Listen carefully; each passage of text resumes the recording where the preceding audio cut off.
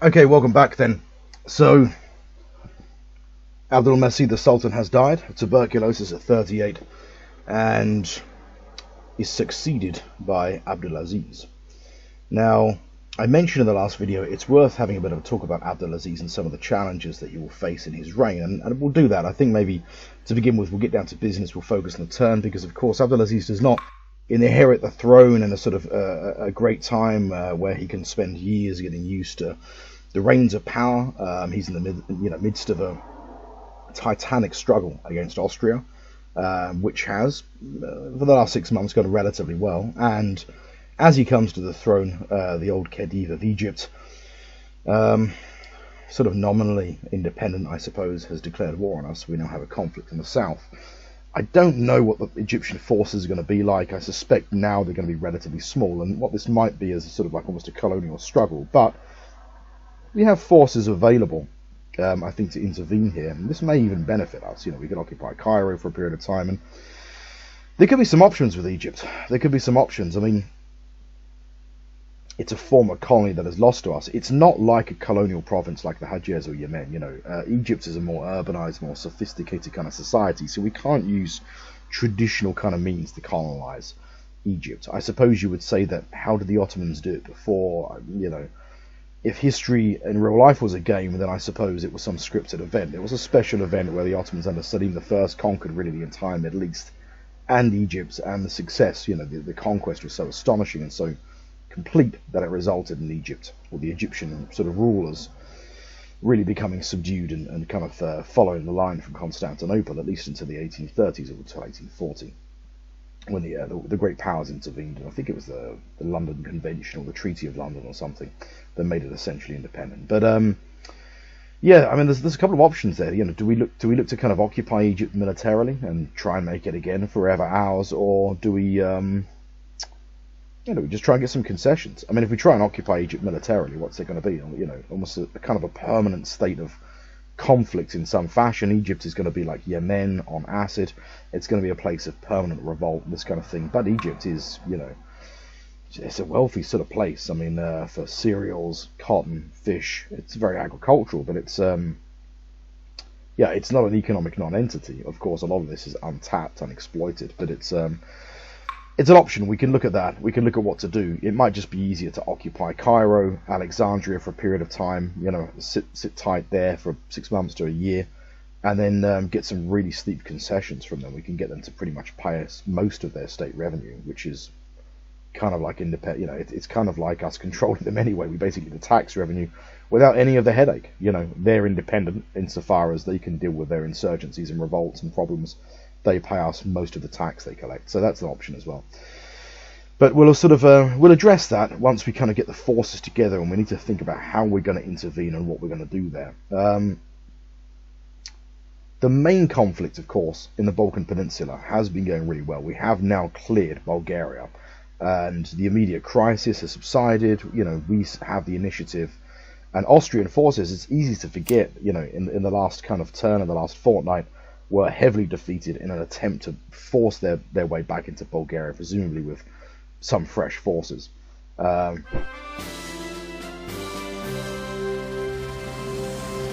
140,000 casualties, 22,000 prisoners. We absolutely nailed it, and took 62,000 casualties ourselves. So it's a considerable victory, a really considerable victory, and something we should be really happy with. One thing that might happen as a result of Abdulaziz coming to power, it may not, but sometimes a new monarch, a lot of these generals are kind of political figures, really, and they're kind of allies of the former monarch. They might have their status, their position, because the former monarch, favoured them, and Abdulaziz might have other people in mind. He might, consider some of these people political enemies.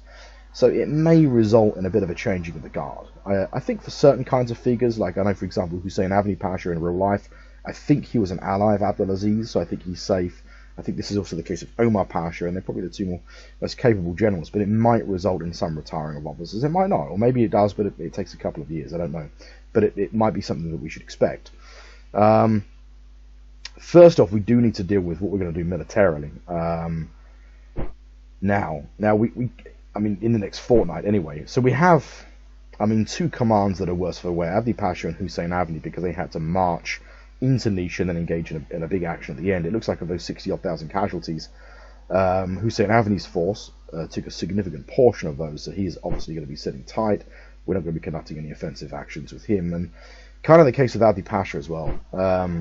He's slightly worse for wear. We take a lot of prisoners, and I think we have enough officers to form the basis for yet another reserve corps. I suppose we move this force back to sort of Adrianople on rails, or for basically for it to be kind of constructed. We'll enter the structure once there, if that actually works. Let's have a look at the corps that we have. The prisoners from the other battle. So we've got a reserve corps being constructed. These are Ukrainians. Interesting. Yeah, we'll take that. So these forces are being, the process of being constructed. One thing that we could look to do with these kind of, the Italians and Hungarians and Ukrainians that are flocking to provide us with their service is, well, first of all, they're completely disposable forces, of course, as far as we're concerned. And the immediate threat to Constantinople, Adrianople, seems to have subsided. Austrian forces have been spotted north of the Danube. They're very modest forces. These are not large forces. So, we should take this a little bit with a pinch of salt for the time being, but obviously it might be an attempt to kind of draw forces away from the main theatre of operations in the west, but we do need to consider this at some point. But some of these forces, these kind of free army corps, they could be redeployed to the Middle East. They're available forces. They don't need commanders necessarily, and they're corps-sized forces, so they're substantial enough that they can intervene in a place like Egypt and probably make a bit of a difference. So that's one option for some of these corps forces. I mean, they are being constructed, so that's a long-term option if Egypt ends up being more complicated, let's say, than we think it's going to be. So that's one option. The other is just to maintain them as garrison forces in the Balkans, Constantinople, firm up a position in Adrianople and such. But anyway, many of them are in the process of being constructed. We have a Hungarian force in Sofia, and also some Italians in Sofia. I think we have something, they're Bashi Bazooks in Agosta, and just a regular fortress division in Plevna. Well, I think in the west, we're not going to sit tight entirely this time. We do have two commands in Nish that are in reasonably good shape, and those commands are, thankfully, Omar Pasha, whose force has replacements, it's well supplied, it's in reasonably good order, and also Abdul Karim Nadir's force. That's two army commands, of nearly 200,000 men, that we could conduct an offensive through Zvornik and onto Sarajevo, and I think that's what we're going to do. Any action at Zvornik will be supported by the sort of base forces, if you like, Abdi Pasha, Hussein Avni, and so if the Austrians want to make a really big stand there, they can, fine, we'll get a lot of support. Once we get to Sarajevo, they're kind of on their own, but it's still two field commands, and it's led by Omar Pasha, so my thinking is that should be enough. So first of all, we're going to move. Well, let's have a look. What do we do? It's weather has cleared up, I should say now. Also, we're in late July. We had a bit of a wet summer, really, which has complicated operations a little bit. So it's a 6-day march to Zvornik, which is good. Happy with that. How long will it take? 9 days. Bit of an option for Zvornik. We could move in the reserve forces, if you like, the battered forces, and look to maybe sort of conduct an assault on Zvornik with those forces. So 6 days, and then onto Sarajevo is 13. Lucky for some. Abdul Karim Nadir, offensive. 6 days and 13. So it's the same. I think we're going to do that. We're going to go ahead and do that. We will move Hussein Avni Pasha and Abdi Pasha to Zvornik with a view of, well, first of all, if there's a counterattack conducted at Sarajevo, or if Sarajevo ends up being a little bit trickier than we thought, then we want to at least have in 9 days Hussein Avni to provide support. And And also we want forces to secure a line of communication open. You know, we don't want to be defeated there, isolated in a really difficult position, and we want to be conducting an assault against both Zvornik and Sarajevo. The idea is we do want to stay on the hills of these Austrian forces. If we allow them to fall back and completely reconstruct, we could end up being in a really, really difficult situation, you know, 6 months down the line. We want to try and make the most of the victories that we've achieved, and it requires balancing a little bit of risk-taking with, you know, being a little bit cautious. In this case, we've got 2 field commands that are in good condition, they're well led, they're well supplied. It makes sense to press the offensive here, and the idea is to try and sort of lay waste to Austrian commands wholesale. A lot of the commanders have vanished from this force. It's still got Giole. It may be that some of these are on Albrecht's corps as well, actually, but it may be that some of these forces, their commanders are wounded or have been killed in action, so that's something to consider. I mean, the Austrians, I would suggest that the last 4 or 5 months for the Austrians have been an absolute disaster in Bulgaria. If I was the Austrian player, or playing Austria and this was happening, I would be looking to get my forces back into fortresses. Now the idea is they might try and get their forces into the Zvornik or Sarajevo. That's why we want to push on to Sarajevo, is to isolate any forces that are basically in these fortresses, looking to utilize the depot and to try and get replacements. If we can isolate them and control the districts around each fortress, stop anything leaving or entering, then we're in a position to completely destroy those forces. So that's what we're going to push on. We don't want to keep nudging them back to fortresses. So it is going to be an offensive in the west, and once that happens, once we retake, for example, Sarajevo and Zvornik, we then have to sort of address, this situation, the northern bank of the Danube. As I say, these forces are very modest. They're very small forces. They're like army corps size, but we don't know what's beyond them that we can't see. Gorita Pasha in Varna, I think we're going to make a move. He's activated, which is rare, but nice to see. We're going to conduct in fact, we're going to move to assault Constanta straight away. He's got sort of 70,000 men. It's all infantry. I can't see why we shouldn't be able to pull this off. It's Rita Pasha. He's not maybe the best commander in the world, but we're going to do this.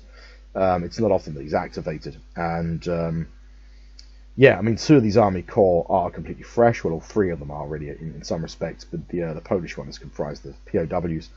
But these 2 army corps are fresh, so we want to get them bloody, we want to get them experienced.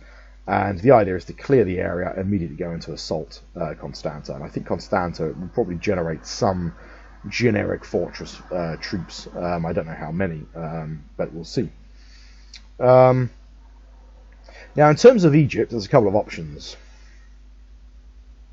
here.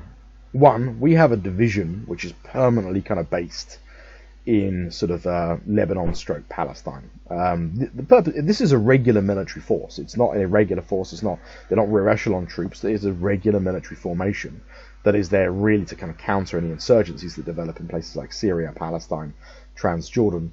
But it is a regular military force. It's 13,000 men, and as such can fulfill regular military duties, and that is exactly what they're going to do. This force is going to march south towards Jerusalem or Judea. We're going to set them to an offensive posture just in case en route they come up against any small Egyptian forces that are kind of sorting across the Sinai. We are going to have to look at trying reinforcing our position. We've only got brigade strength forces, really. So we've got a division in Tripoli. And my thinking is we'll get the division in Tripoli, Cyrenaica, that's 15 days by sea, to join up with the cavalry brigade that is currently there. The cavalry brigade we're going to set to probe feint attack, and we're going to move into Solum, 4 days, and then why not into Gazala, 8 days. So we're really going to try and place this force here, scout as best we can, assess, what their force readiness is. They might have declared war in a rather impetuous fashion. They might not have forces kind of prepared to move. This force is a similar colour to the Egyptian flag, but these are actually just Yemeni kind of irregulars. Nothing to worry about. There is one thing we can consider as well, but I'm on the fence for a couple of reasons here. Now, Zarif Mustafa's kind of, sort of counter-insurgency force on Yemen. He can't do it this turn, but next turn we could look to make a landing in, for example, Garib or Kaiser or something like this, or even Suez. And that's a reasonable kind of force. My worry is I don't want to weaken our posture in Yemen too much. And one of the reasons for that is I think that we probably have the colonial penetration now. We've got good state revenue. Yeah, we have. We're in a position to press for protectorate status in Yemen. All of this hard work is paying off. Protectorate status is a halfway house to a formal colony. What it represents, I suppose, is a de facto transition, into our kind of tutelage, or sort of, it's sort of, it costs quite a bit of state revenue, 300 and something. What does it cost us? Yeah, so 225 state revenue, and it's kind of bringing a part of the leadership, part of the tribal leadership, which has been fighting against us, on side, really. It means that the revolt risk will decline dramatically in Yemen, but it will take 8 turns, which is like what? 20 something, 18, 20, I don't know, 20 weeks, something like that, so it's going to be like a few months, really, before that is complete. And we have to keep a force in place in Aden to provide security, Aden as the colonial capital, for that transition. So, do we not do that now? Do we hold off, embark Zarif Mustafa's force, get him to intervene in Egypt to try and generate some kind of quick result, maybe some kind of landing, like I say, in Garib, maybe Suez, to try and assist on a move for Cairo? Or do we sit tight, keep him here? In any case, we can't embark him this turn, so we've got a turn to think about it. Do we embark him with a view to intervening in Egypt, or do we keep him here to provide security for transition? I don't know. I need to think about it. We've got a turn anyway, because our riverine points are taken up with the movement of the Tripoli division to Cyrenaica. So yeah, but we need to think. Egypt has got a fleet as well. Now, our actual raiding fleet is waiting for replacements, and the main Imperial fleet is still in a process of kind of recovery. It's worth giving these guys, I think, probably another fortnight, and then we'll be looking to kind of conduct a sortie, maybe sit off the Egyptian coast, shell Alexandria, and maybe look to conduct some kind of landing at Alexandria with one of our army corps, maybe the one in Sofia, actually. Well, we've got 2 in Sofia. We could move some Hungarians or some Italians by rails to, for example, Smyrna. Build some supply units there, ready for it, and yeah, embark it. I mean, let's have a look at what the weight. Weight is 40. Where is our transport fleet? I think our transport fleet is already there. Yeah, so we can actually already carry that, and some. So yeah, we could maybe use these Italians to make a landing in Alexandria. We'd use the main fleet to support the landing. We'll build some, like I say, so it's kind of a supply logistic tile, and yeah, look to besiege Alexandria straight away. And I'll be interested to know whether the Egyptians should be in any kind of position to answer that. Let's do that. We've got 2 army corps anyway inside Sofia, plus whatever is generated by the fortress, which we know is relatively modest. But the fortress is undergoing an extension.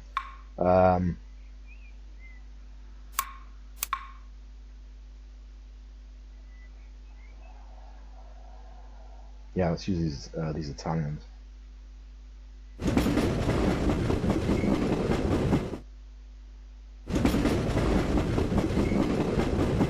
That's good. 6 days to smell it.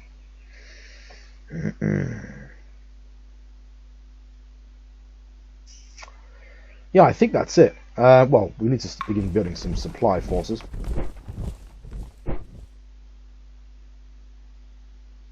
So they require 4 officers. We've got 21. Okay, 1, 2. Let's go 3, 1 up.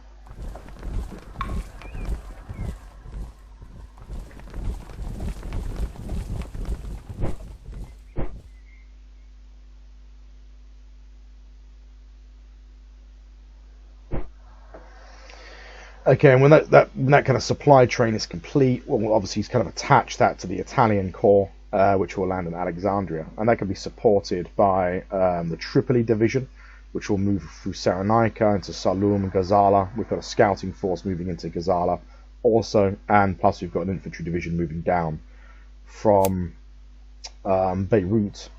And there's also the option, if we decide to go ahead with it, with landing the Marines, the Marine force that we have, we've got 2 Marine brigades plus light artillery. The option exists that we can conduct an amphibious landing in maybe Suez in support of that. So we've got available forces. And yeah, if it turns out the Egyptian forces are very thin on the ground, very weak, then we could be looking at a long-term occupation using relatively small forces in Egypt. We only really need to control like Cairo, and yeah, Cairo really. We need to hold Jerusalem. That's important. And Medina. I tell you what we are going to do also. We want to stop the Egyptians making any kind of landing on the Hejaz.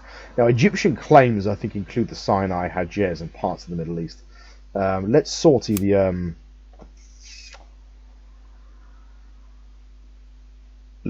Persian Gulf Fleet.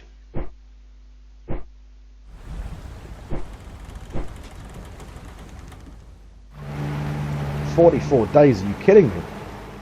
Why so long?" 24, heavy weather in the Gulf, for God's sake. Roll on steamships. And once you get past the Horn of Africa, the weather's quite nice in the Red Sea, but we don't have any ships there, and the Suez Canal's not built yet. So, yeah, okay, well, it's 44 days it is then. There's not much we can do about that, frankly. I think that's probably our military moves made, to be honest with you. Looking at the military reports, there's nothing else really. Austria retreated after its failed offensive. We get 3 national morale points. Let's have a quick gander at Austria, 93. That is really nice to see. So Austria is going to find itself in a trickier and trickier situation. I mean, the funny thing is, even if we keep fighting with our backs to the wall like this and stinging them hard enough, our national morale is climbing and theirs is atrophying. Once we get them to around 70, 75, they'll start having really serious problems. And the lower their national morale, the less effective their forces are. So when you kind of think of how Austria was at the beginning of this war, animated, the wind in its sails, coming off the back of, success in Italy and this sort of thing, I mean, that's all gone now, All that stuff marched south, met our armies, and we destroyed it, burned it. And once they get to 70, 75 national morale, they're going to be looking at massive revolts in the Italian peninsula. The Italians won't stand for a hollowed out, weak Austria occupying huge parts of the peninsula. I don't think they even have claims on these territories, so they're just permanently militarily occupying them. At some point, I mean, Naples still controls Sicily, but yeah, at some point, Naples will look to reassert itself, or maybe even Piedmont or Sardinia makes a move. We haven't heard from them for a while. I get the impression their army was just totally destroyed in the last war of Austria, which is probably why they're being a little bit meek. But yeah, I think that's it in terms of our military moves. Let's check the economy.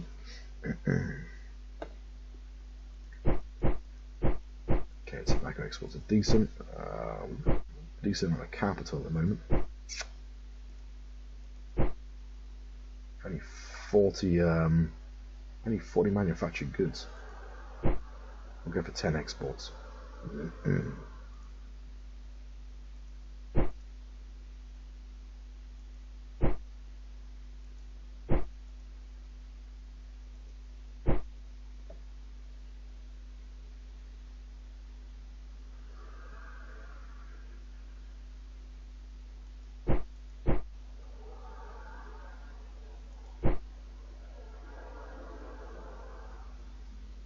Well, that looks sort of reasonably okay.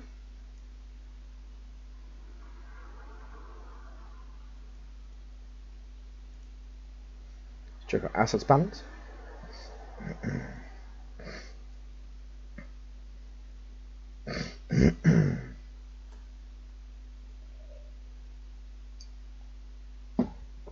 Yeah, that looks okay. Nothing to worry about there. Demand is being met. Inflation is low. We've gone back to the era of low inflation and high growth. We completed a textile shop in Ankara. It's got an output of 4, and we're selling that. You know what I mean? Every time we've got a textile shop, we just shift the stuff straight away. I'm thinking the next structure will have to be a textile shop. We're turning out to be a major textile exporter, actually. We might even be the biggest textile exporter. I don't know why I'm there. Let's have a look at assets balance and see who the real kind of the second, the United States first, but we're not far behind them. You know what I mean? We sell a total of 11 units per term, and the request is 30. I mean, demand far outstrips supply of this. and it's a good that we consistently sell. So I think textiles is going to be the way forward. Probably we could easily do another 3 or 4 factories of textiles, and we would sell all that stuff. Let's have a quick look. One of the problems is textile mills are becoming quite expensive. When you build more of one thing, it does become really expensive. It sort of reflects the distortions that are kind of gradually being created in your economy.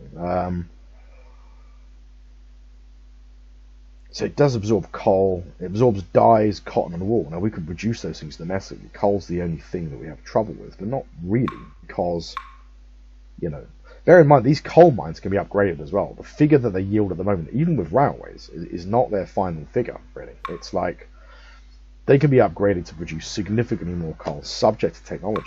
Let's have a look at what technologies they are. They would be technologies that have been in the process of being researched, I would imagine. Hard rock mining. Yeah, 15% production efficiency. That's one other thing. Ore extraction process. That's another. That's like, it's really hard to see because the nitrates. Yeah, I mean, reading that, I can't actually make a clear picture of what that does. It looks like it's mostly for kind of gold, gems, that sort of thing. Maybe not, I don't know. But I'm sure industrial silk production, screws, structural engineering. What does that give us, incidentally? Structural steel, okay.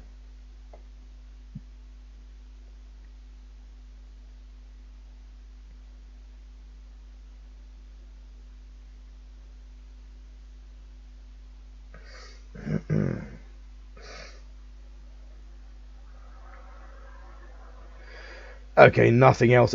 Conventional mining. There we go. There's a couple of technologies that already have conventional mining. So yeah, it looks like there's one technology, maybe 2. But also, sometimes you get batches of technologies that just become researched without them ever having appeared, and that just reflects a kind of osmosis of science, I suppose. Something that's standard practice. Suddenly, the Ottomans become aware of it, and simultaneously they have all the ability to use it. So that may happen as well. But right, so the economy is set. Capture the reserve corps that's being sent to Adrianople. Good round economically, 139 units of goods sold for 534. Exports 82 for 350. Imports 40 units for 80. So yeah, decent enough. We're importing coal, timber, iron, and I think canned food as well. Preserved food, yeah. They're all things that we need to continue importing for the time being, I think. Right, I think that's it. Let's pass turn. And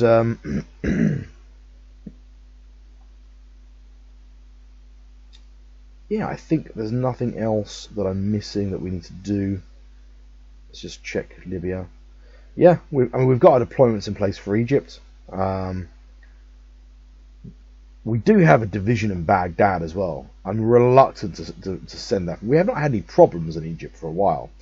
And we have a Marine Brigade in Basra. In fact, that Marine Brigade, maybe we just move that.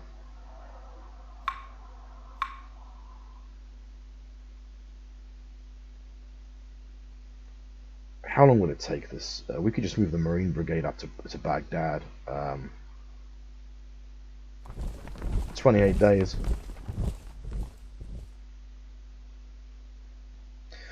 Let's do it. 28-day march is okay by me. And then 21 days from Basra to Baghdad for the Marines. Actually, we'll stop that and we'll use the river. In fact, we could just keep the Marines there. If there's any troubles in Baghdad, we've got a modern fortress in Baghdad now. We could just move the Marines up by river. So it's a temporary measure, but it might be worth doing just in case, the Egyptians do make a serious push for sort of Jerusalem. We don't want to lose Jerusalem because we would lose national morale if that happened. Right, that's it. Well, normally I'll put you on pause and pass turn, but I'll pass turn this time round and let's have a bit of a chat about Abdulaziz and some of the kind of problems he might face, and the thing that kind of ultimately determines, really the end of his reign, but thankfully some years from now. But yeah, that's everything. So you'll get a feeling for how long pass turn lasts once you're kind of 10 years into the game as well. It's like, yeah, and it's only going to get longer, of course. But yeah, Abdulaziz, I mentioned he's kind of one of my favourite Ottoman sultans. I think probably him and toss up between him and Selim the First in terms of overall favourite. He's a really capable guy, a first-rate political operator.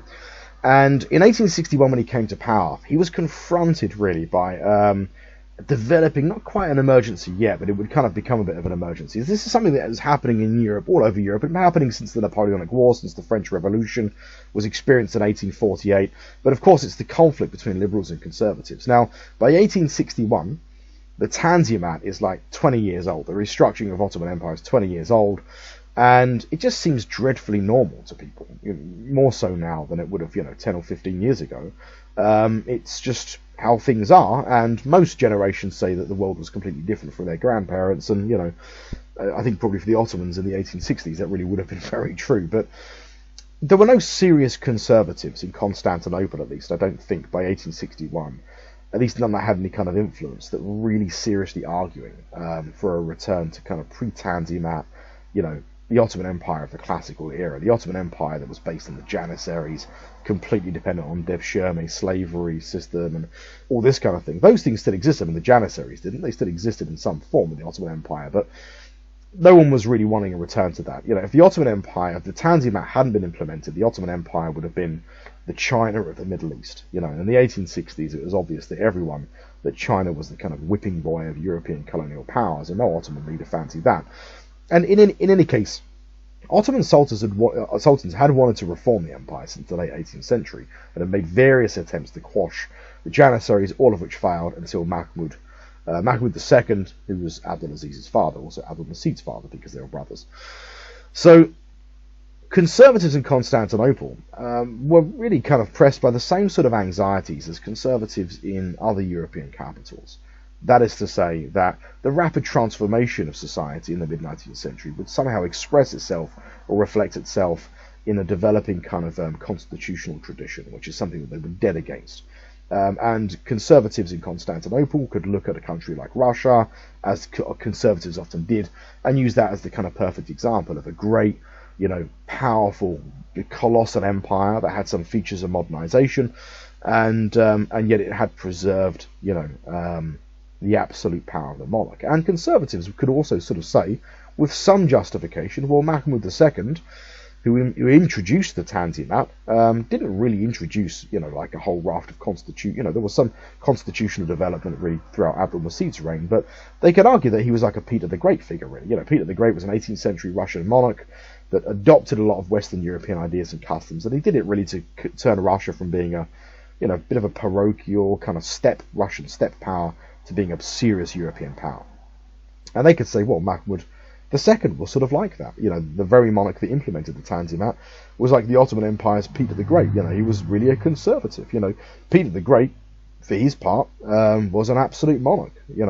And so this is their kind of argument. And of course, on the other side of the fence, you'd have had liberals who were growing in strength and becoming much more vocal in the Ottoman Empire that felt that it was, terribly natural that, like the rapid change in Ottoman society would express itself in the development of constitutional traditions, and they could argue, well, the real movers and shakers in Ottoman society, especially in our playthrough, are the industrialists, are the railroad tycoons, are the textile mill owners, and so on and so forth. And these people want representation in the Constituent Assembly. These are the people that account for most of the tax revenue, virtually all of the private wealth in the Ottoman Empire. Not the kind of gentry, not the sipahi, not the kind of beys, the kind of relics of the, the sort of earlier apparatus, but actually the new money. And they would look at a country probably like Britain as like, the perfect example of a constitutional system, and they could say, well, you still have a monarchy. The Ottoman monarch would still reign on the throne, maybe in some cases would even set the terms of political discussion, but that the executive was a kind of talking shop of the big industrialists and the railroad tycoons and stuff like that. And of course, as is often the case in politics, both sides, they're pretty intransigent, and Abdulaziz has to increasingly balance these two forces. Now, conservatives were spooked, really. They're haunted permanently by the experience of 1848, which is an event that happens 2 years before we take over stewardship of the Ottoman Empire. It's not an event that affects the Ottoman Empire as significantly, really, as other powers. And it's the great liberal revolutions of 1848. It happens everywhere, all over Europe. You have ripples of revolution. And our northern neighbour, our current adversary, was one of the most affected by it. You had a independent Hungary for a period of time, which was a Hungary rooted initially anyway on a kind of constitutional tradition, led by kind of liberal aristocrats who sort of, favoured this idea of a kind of constitutional system. And Russia was instrumental in intervening and quashing this. The Austrian army was really struggling to deal with a Hungarian revolt. Russia intervened. Russia was a kind of bulwark of conservatism during this time. It intervened as and when it could to kind of restore absolutist monarchs. But conservatives were nonetheless spooked by this experience, Now, Abdulaziz was increasingly aware that he had to balance these kind of two forces. And Abdul Mesid, his older brother, who's just passed away, who's just died, he had implemented some constitutional reforms in his reign. Now, Abdulaziz, for his part, he's often depicted as a kind of liberal monarch, but I don't really think that he was. I don't think he was necessarily conservative either, but he was, he was a kind of political operator that was interested in preserving, obviously, the power of his family and this kind of thing. So in that sense, you could say he was a conservative, but he understood that he had to make some concessions and this sort of thing. His model was Bonapartist France. Not because he had any time for Louis Napoleon III, I don't think that he did, with the single exception that he was very close to the Empress of France. In fact, it was rumoured that they were shagging, big if true. But for quite a clever reason, the Bonapartist France, the Second French Empire under Louis Napoleon III, like the First French Empire under Napoleon Bonaparte, they both had their kind of origins, their genesis, the empires, in a kind of republican tradition. You had a revolution in France, which Napoleon Bonaparte became a leading figure, leading political figure, and then eventually declares himself emperor. And Louis Napoleon III, his nephew, sort of does the same in France. He becomes president of the Second French Republic, declares himself emperor, and in the Bonapartist system of France, you have sort of an absolutist monarch, arguably an absolutist monarch, a monarch with overwhelming power. They're not just kings, they claim themselves to be emperors. But you have a huge amount of constitutional window dressing, because these kind of French emperors, they have this kind of Caesarian tradition. The Bonapartists have the Caesarian tradition, like Caesar, like Julius Octavian, and they would kind of they would suggest that actually they're ruling to defend the Republic. They are the first citizen, the kind of princeps, which is what the Roman emperors called themselves, at least up until Diocletian. So they view themselves as defending the Republican tradition. Now, of course, from our vantage point in the 21st century, that's pretty laughable, and you can scoff at that. But, it was a pretty kind of plausible idea to a lot of people at the time. It was seen as pretty credible for a period of time. And as we know from our own time, the time that we live in, pretty much anyone can be made to believe anything politically. So there was a serious amount of support for them, especially early on. Now, with Napoleon Bonaparte, the first Bonapartist, he was in a state of kind of perpetual warfare, and he was a great military leader, and his system generated a very effective army, which was much more meritocratic. So the performance of his army, the performance of his command in the field, bolstered the system and gave it this kind of longevity. Louis Napoleon III, the current monarch of France, the Bonapartist emperor of the Second French Republic, he's kind of different from his uncle in a lot of ways. First of all, he looks on the surface like a really safe horse to bet on for Abdulaziz, as kind of an example. He's a powerful Western monarch. The language in most European courts, incidentally, including in Constantinople, was French. Abdulaziz spoke fluent French. French was often used in European courts still, which was the case in Russia also. So France had a huge amount of kind of cultural influence. France was viewed in the mid-19th century as a much more powerful country than we view it today. And people don't often realise that, especially in the kind of Anglosphere. British people just think about the British Empire, and probably Russians think about Russia and that kind of thing. But for example, in the 1860s, most people viewed the French army as hand over fist the most powerful force in the world, and for good reason, because of the experience of the Napoleonic Wars. And there's lots of evidence for this. If you look at the American Civil War, both the Confederacy and the Union had regiments of Zouaves, which was a copy of a French unit. They had a specialisation, sort of light infantry, but there are other kinds of light infantry forces. But Zouaves were French colonial troops from Algeria, and they wore kind of North African costumes, colonial costumes.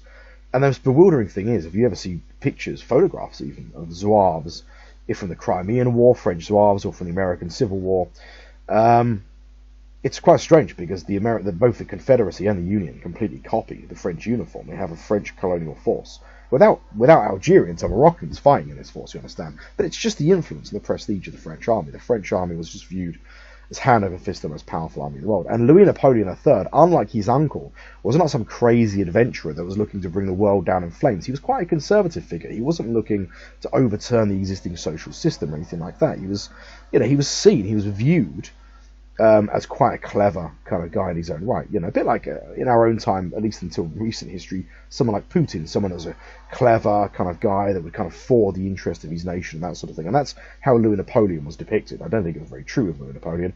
Probably not true of Putin either. But anyway, you get the idea. And so it's quite an interesting kind of model that Abdulaziz picked, and it looked like a safe horse to bet on because Louis Napoleon III is the head of the most powerful army in the world, and he's not really a revisionist figure. He intervenes in the Crimean War. He likes to intervene in small military expeditions, limited proximity conflicts that can advance the prestige of his regime and provide him with some political capital that he can spend at home. And so it's a pretty safe model for Abdulaziz, at least on the surface. The real problem is, of course, is that he could have had no idea at the time that he was betting on a completely doomed horse. One of the problems that the Second French Empire had towards the end of this decade, the 1860s, is liberals began to kind of see it for what it was. Because there's not a permanent state of war where Louis Napoleon, like his uncle, scoring astonishing victories in the field, what really begins to happen is his credibility just atrophies, and he has to begin making concessions. And then the opportunity presents itself by Bismarck in Prussia for a war against Prussia over, I think it's the monarch of Spain. It's to do with the Spanish succession, or maybe Luxembourg, I can't remember. But anyway, so you have the Franco-Prussian War in 1870. This results in a wholesale defeat of the Second French Empire, and not just a normal military defeat. It is a complete catastrophe, and it results in the Second Empire completely unraveling. And that kind of destroys Abdulaziz's model a little bit, because liberals in France and around the world see it for what it was, really, and conservatives don't revere it either. In the Ottoman Empire, they can say, well, all of these constitutional traditions, can lead to a republic, and no one in the Ottoman Empire wanted a republic, whether liberals or conservatives. But after the defeat of Louis Napoleon III in 1870, Abdulaziz becomes increasingly isolated. Around the same time, some fairly significant political allies die also, just from natural deaths, I think. They just get old and they die. So it results sort of in the end of his reign a little bit. There we go. It's a victory. It's not the colossal victory I would have hoped for, but one army corps in Zvornik. That means they must have fallen back to Sarajevo. Oh wow, that's a big battle.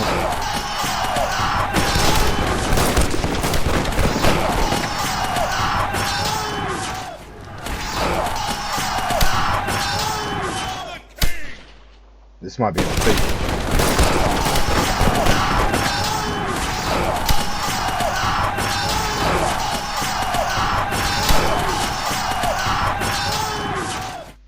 Christ alive, this is huge.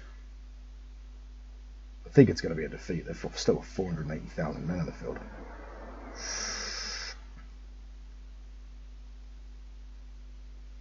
We should have just sat tight in Niche. Abdulaziz's reign is going to begin with a colossal defeat at the Battle of Niche, I think. Let's wait for it to load up, see what happens. Oh my god, it's a victory. Unbelievable. We lose some units, though. How did they get 600,000 men into Niche? They must have somehow bypassed Omar Pasha's force. Maybe took some kind of different avenue or something into Zvornik. But, Christ alive. Bear in mind that Hussein Avni's force, it looks like he was still supported, though. Anyway, it's the result that we would have wanted. 135,000 casualties. We take 85,000. It ain't cheap.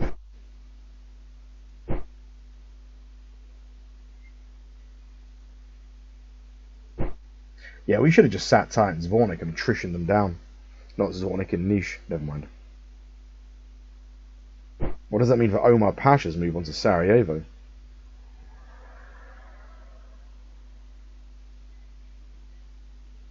we are sort of seeing the results come through, aren't you? So day 5, Constanza, he gets there in day 5.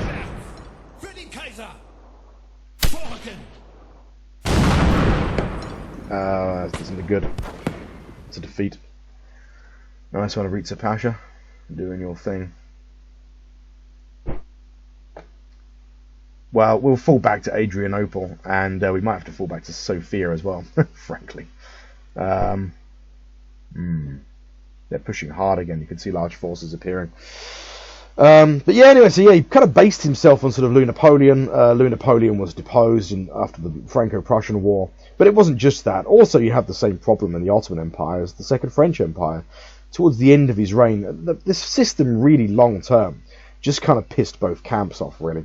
I think the conservatives felt that, you know, creating constitutional traditions almost from nothing in the Ottoman Empire is actually just a risk to the monarchy. You know, I think Abdulaziz's view was that, well, it shows the conservatives that, you know, I still have my foot on the throttle, but that I'm, you know, implementing these sort of constitutional reforms, perhaps to appease the liberals. But creating constitutional reforms is the thing that irritated conservatives, and the liberals were gradually displeased with the fact that obviously it was just window dressing. It was constitutional window dressing. The monarchy was still, to a large extent, an absolutist monarch. So he kind of, I think he was caught between a rock and a hard place, and he was a good balancer. I mean, it worked for about sort of 15 years. You know, by the end of his reign, he was in a difficult position. It's not really clear what happened to him. We know that he was deposed for probably pissing off both camps. The other important thing also is that the Ottoman army, like the Japanese army, like the American army, they were all based on the French army. In the immediate aftermath of the Franco-Prussian War, everyone had to reassess everything they thought about the French army in the 19th century. And all of the officers, now Abdulaziz had based himself very much on the Admiralty, expanded the Navy significantly, but also on the Army High Command. The Conservatives can now argue, well, we need a new Army High Command. We need, you know, commanders that are trained in Germany, like trained by Prussians and this sort of thing. And they were, of course, looking at the possibility that this might result in kind of Bismarck's influence in the Ottoman Empire, more conservative officers.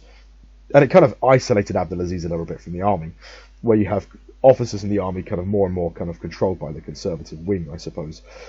So, yeah, this is a feature of kind of 1860s Ottoman kind of politics. It'd be interesting to see what scripted events reflect that.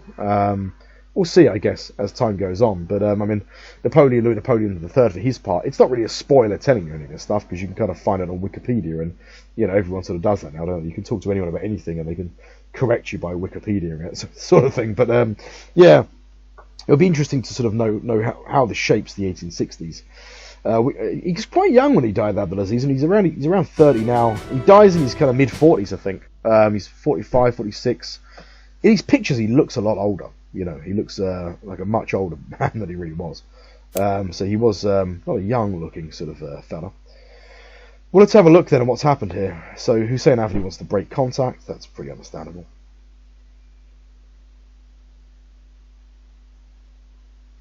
So, Hussein Avni, yeah, there's really large forces. What is going on here? Right, so Abdul Karim Nadir and Omar Pasha don't get to move. It's just forces, there's so many of them.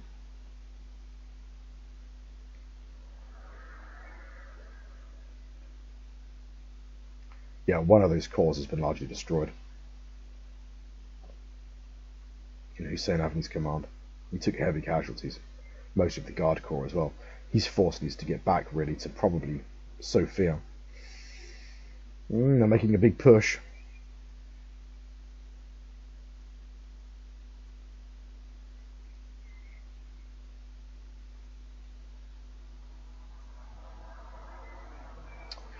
So, bad start to Abdulaziz's reign. I mean, it's a victory on the surface, but sort of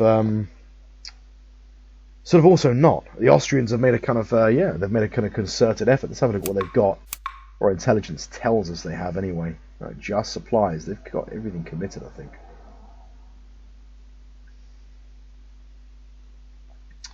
I think we pull back to Sofia. That's my thinking. That's probably going to be the best way to go.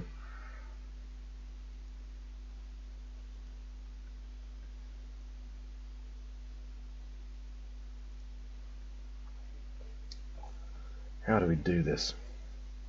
So Omar Pasha's force is still in fighting shape. One of the cavalry divisions got hit pretty hard. The two armies in Niche, I think, are still kind of combat worthy. I think if we put all our forces back to Niche, this might be doable.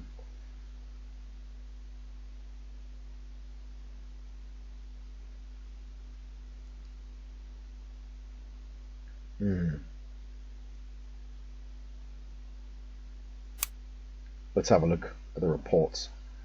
National morale then. Changes from battles, -2. Austria's at 95. So we lose 2 national morale points for Rita Pasha's cock-up. It's amazing, isn't it? We've done sort of so well in the war. He gets involved, you know, just this amount. How long is the march? 15 days, for Christ's sake, and bet he gets mauled. There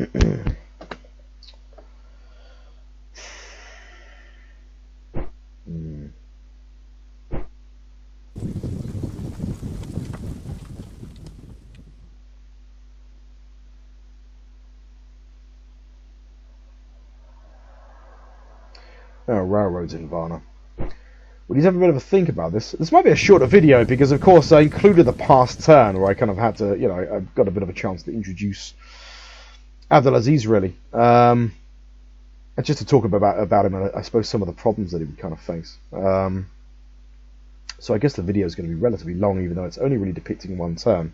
But the turn is significant as well because it leaves us with a bit of a strategic quandary. It doesn't look like Egypt was ready to move in any kind of significant way militarily, put it that way. They've not done anything. So Egypt has forces in the trade box. That is interesting.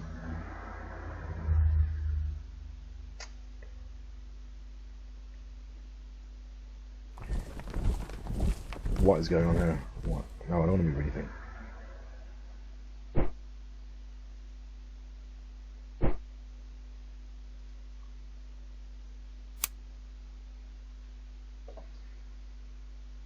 Right, well, these are the Italians, ready for sort of being dispatched to. They need to wait for supply wagons to be constructed. Bit of a shorter video than usual, although I mean in the first couple of wars I'd often do videos that just depicted one turn, and I thought I'd use the chance to again talk a bit about Abdulaziz and provide a bit of an impression of what kind of leader he is. And as I say, I mean, I mentioned in the last video, he's a first-rate political operator, so he should be should hold us in good stead. He's had a pretty difficult beginning, really, to his reign. In the first fortnight, things are sort of taking a bit of a turn in the Balkan Peninsula, and of course Egypt declares war. But nevertheless, yeah, pretty capable guy. He's a composer as well. You could find the music that he got, a legitimate composer. A lot of European composers, you know, or not just European, just composers generally that are monarchs. They would have like a court composer compose a piece of music, and maybe the monarch has some understanding of music notation. They add some trills. Lo and behold, the music is composed by them. But Abdulaziz was an authentic composer. Most of these compositions were, I think, before he came to power, and well regarded, like, you know, rated by actual real composers from the period. So he's a pretty cultured guy. Yeah, intelligent character.